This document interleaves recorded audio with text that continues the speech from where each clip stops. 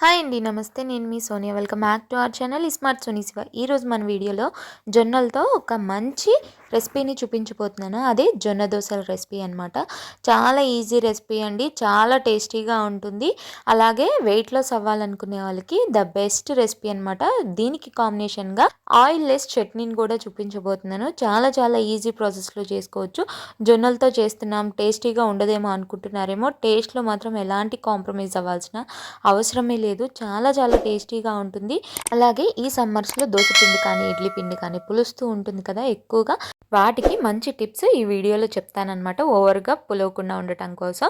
So వీడియోని skip చేయకుండా last వరకు చూసేయండి. ముందుగా ఆయిల్ లెస్ చట్నీని ఎలా చేసుకోవాలో చూసేద్దాం. ముందుగా ఒక మిక్సీ జార్ తీసుకొని అందులోకి ఒక పావు కప్పు దాకా వేయించుకున్న పల్లీల్ని వేసుకోవాలి. పల్లీల్ని డ్రై రోస్ట్ చేసుకున్నవి వేసుకోవాలన్నమాట. అలాగే కారానికి తగ్గట్టు 2 లేదా 3 పచ్చిమిర్చి, అలాగే 2 రెమ్మల దాకా కరివేపాకు, టేస్ట్కి తగినంత సాల్ట్, అలాగే చిన్న ముక్క చింతపండు, అలాగే కొన్ని వాటర్, అలాగే 2-3 వెల్లుల్లిపాయల్ని పొట్టు తీసుకొని వేసుకొని మెత్తగా మిక్సీ పట్టేసుకొని ఇలా ఒక బౌల్లోకి ట్రాన్స్ఫర్ చేసుకోవాలి. మీరు దీన్ని ఇలాగే సర్వ్ చేసుకోవచ్చు, లేకపోతే తాలింపు కూడా పెట్టుకోవచ్చు. ఆయిల్ ఇష్టపడరు కదా చాలామంది వెయిట్ లాస్ అయ్యే వాళ్ళకి ద బెస్ట్ చట్నీ రెసిపీ అనమాట. ఇప్పుడు జొన్న దోశ బ్యాటర్ ఎలా తయారు చేసుకోవాలో చూసేద్దాం. ముందుగా ఒక బౌల్ తీసుకుని అందులోకి 2 కప్పుల దాకా జొన్నలను అయితే వేసుకోవాలి. ఇక్కడ నేను 2 కప్పులు జొన్నలు తీసుకుంటున్నాను కదా, మీరు 2.5 కప్పుల వరకు జొన్నలు తీసుకోవచ్చు. గ్రైండర్లో రుబ్బుకునే వాళ్ళైతే, నేను మిక్సీలో రుబ్బుకుంటున్నాను కాబట్టి 2 కప్సే జొన్నలు తీసుకుంటున్నాను అనమాట. సో ఇలా జొన్నలు తీసుకున్న తర్వాత ఒక 3-4 సార్లు శుభ్రంగా వాష్ చేసుకొని జొన్నలు మునిగేంత వరకు నీళ్ళు వేసుకొని ఇప్పుడు ఇందులోకి ఒక 1 టీ స్పూన్ దాకా మెంతులు, అలాగే 2-3 ఎండుమిర్చిని వేసుకొని వీటిల్ని 7-8 గంటల పాటు నానబెట్టుకోవాలి. ఇవి బాగా నానాలండి. కంపల్సరీ 7 to 8 అవర్స్ అనేది వీటిల్ని బాగా నానబెట్టుకోవాలి. జొన్నలు నానబెట్టుకున్న 2 అవర్స్ తర్వాత మినపగుళ్ళను కూడా నానబెట్టుకోవాలి. సో ఒక బౌల్ తీసుకొని 1 కప్పు మినపగుళ్ళను వేసుకొని అందులోకి వాటర్ వేసుకొని శుభ్రంగా 2-3 సార్లు వాష్ చేసుకొని మళ్ళీ తిరిగి వాటర్ పోసేసుకొని వీటిల్ని ఒక 5 అవర్స్ పాటు నానబెట్టుకోవాలి.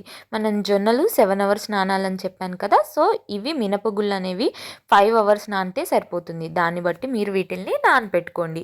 సో ఇప్పుడు ఇవన్నీ కూడా నానిపోయినాయండి. జొన్నలు చూడండి చక్కగా ఇలా ఒత్తితే చక్కగా కనిపిస్తుంది కదా మీకు, జొన్నలు ఎంత చక్కగా నానిపోయినాయో. చక్కగా ఇలా జొన్నల్ని నానబెట్టుకోవాలి. అప్పుడే మనకి ఎలాంటి డైజెషన్ ప్రాబ్లమ్స్ అనేవి రావన్నమాట. ఇలా జొన్నలు మినపప్పు చక్కగా నానిపోయినాయి అనమాట. ఇప్పుడు వీటిల్ని వాటర్ అన్నీ వంపేసి మళ్ళీ ఒకసారి 2-3 సార్లు వాష్ చేసేసుకొని వీటిల్ని ఇప్పుడు మనం మిక్సీ పట్టుకోవాలి. చక్కగా వాష్ చేసుకున్న తర్వాత వాటర్ అన్నీ వంపేసి జొన్నల్ని మిక్సీ జార్లోకి వేసేసుకోవాలి. జొన్నలన్నీ కూడా ఇలా వేసేసుకున్న తర్వాత కొన్ని వాటర్ వేసేసుకొని జొన్నల్ని మెత్తగా మిక్సీ పట్టేసుకోవాలి. ఎక్కడా కూడా పొలుకు లేకుండా నేను వీడియోలో చూపించిన విధంగా మిక్సీ పట్టేసుకొని ఒక బౌల్లోకి ఈ జొన్న బ్యాటర్ మొత్తాన్ని కూడా ట్రాన్స్ఫర్ చేసుకోవాలి. ఇప్పుడు అదే మిక్సీ జార్లో నానబెట్టుకున్న మినపగుళ్ళను కూడా వేసేసుకొని కొన్ని వాటర్ వేసేసుకొని మెత్తగా మిక్సీ పట్టేసుకోవాలి. ఎక్కువ వాటర్ వేయొద్దండి. నేను మొత్తం మీద ఇక్కడ ఒక 1/2 గ్లాస్ వాటర్ అయితే యూస్ చేశాను అంతేను. ఇలా చక్కగా మినప్పిండి కూడా రుబ్బేసుకున్న తర్వాత జొన్నపిండి బ్యాటర్లోనే ఈ మినపపిండి బ్యాటర్ను కూడా యాడ్ చేసేసుకొని చక్కగా ఈ 2 బ్యాటర్స్ అనేది కలిసే విధంగా గరిటె సహాయంతో చక్కగా కలిపేసుకోవాలి. ఇలా చక్కగా బ్యాటర్ని కలుపుకున్న తర్వాత ఈ బ్యాటర్ని మనం ఫర్మేట్ చేసుకోవాలన్నమాట. సమ్మర్లో పిండి అనేది ఎక్కువ పులవకుండా ఉండాలంటే మనం గ్రైండ్ చేసేటప్పుడు నార్మల్ వాటర్కి బదులుగా కూల్ వాటర్ యాడ్ చేసుకుంటే పిండి అనేది పులుపు వాసన రాదు, అలాగే ఎక్కువ కూడా పులవదనమాట. ఈ టిప్ బాగా వర్కౌట్ అవుతుంది, ట్రై చేయండి. అలాగే ఇలా కలుపుకున్న పిండిని మూత పెట్టేసుకొని ఓవర్ నైట్ వదిలేసేయండి. 8 అవర్స్ పాటు వదిలేస్తే చక్కగా చూడండి మనకి బ్యాటర్ అనేది ఇలా చక్కగా ఫర్మేట్ అయ్యి చక్కగా మనకి దోశలు అనేది బాగా వస్తాయి అన్నమాట. ఇప్పుడు ఈ బ్యాటర్ని ఒకసారి మొత్తం కలిసే విధంగా కలిపేసుకోవాలి.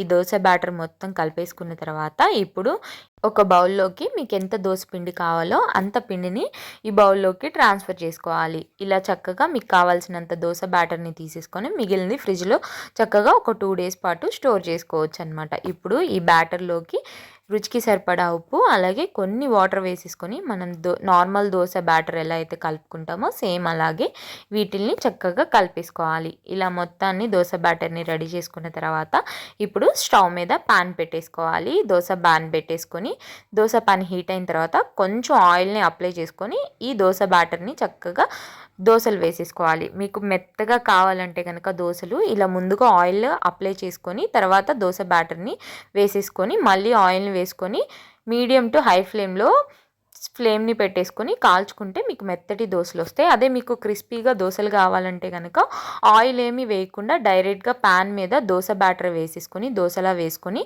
SIM to medium to adjust చేసుకుంటూ ఫ్లేమ్ని కాల్చుకుంటే మీకు క్రిస్పీ దోసలు అనేది వచ్చేస్తాయి. ఈ ఒక్క పిండితో మనం క్రిస్పీ దోసలు వేసుకోవచ్చు, అలాగే మెత్తటి దోసలు కూడా వేసుకోవచ్చు అనమాట.